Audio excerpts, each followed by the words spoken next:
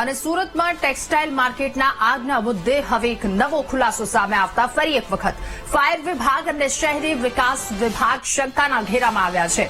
Textile માર્કેટમાં plan વિરુદ્ધ બાંધકામ કરવામાં આવ્યું હતું તેમજ ટેરેસ પર ગેરકાયદે શેડ ઉભા કરી દેવામાં આવ્યા હતા।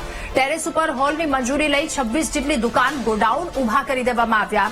એવામાં ફાયર એનઓસી કઈ રીતે મળી એક મહત્વનો સવાલ છે।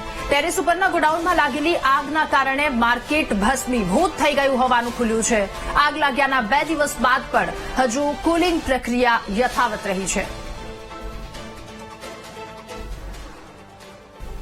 આવેલી શિવશક્તિ ટેક્સટાઇલ માર્કેટની આગ 48 કલાકે બુઝાઈ છે, પરંતુ કુલિંગની આ કામગીરી દરમિયાન હજુ પણ ટેરેસ ઉપરથી જે ગેરકાયદે રીતે આખું કવર કરવામાં આવ્યું છે ત્યાંથી ધુમાડાના ગોટે ગોટા નીકળી રહ્યા છે।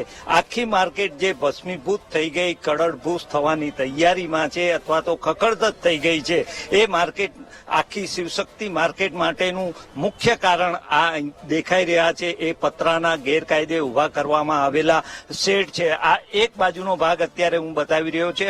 આ માર્કેટની બીજી વિંગ આની પાછળના ભાગે છે, ત્યાં પણ આ જ પરિસ્થિતિ છે। બિલ્ડરે થોડાક રૂપિયાની લાલચમાં જે આ ટેરેસ આખું કવર કરી દીધું અને ત્યાં લાખો મીટર કાપડ પડ્યું હતું, એ કાપડ આજે 48 કલાક પછી પણ સળગી રહ્યું છે। એ આગ હજી પણ અંદર હશે, કારણ કે હજી સુધી ફાયર બ્રિગેડના જવાનો આ શેડની અંદર પહોંચી શક્યા નથી। બીજું સૌથી મહત્વનું છે કે આ જે શેડ છે એના જે સાઈડમાં વેન્ટિલેશન હતું એ વેન્ટિલેશન પણ ચણી દેવામાં આવ્યું છે। ટૂંકમાં અંદર હવાની અવર જવર થાય તેવી એક પણ જગ્યા છોડવામાં આવી ન હતી અને પરિણામ એ આવ્યું કે આખી માર્કેટમાં અહીંયાથી જ આગ પ્રસરી ગઈ અને એ રીતે આગ પ્રસરી ગઈ કે 500 કરોડથી વધારાનું નુકસાન અત્યારે વેપારીઓને થયું છે। આ માત્ર એક માર્કેટના વેપારીઓનું નુકસાન છે, આજુબાજુની માર્કેટો છેલ્લા 3 દિવસથી બંધ છે, ત્યાં કરોડોનું નુકસાન છે, એ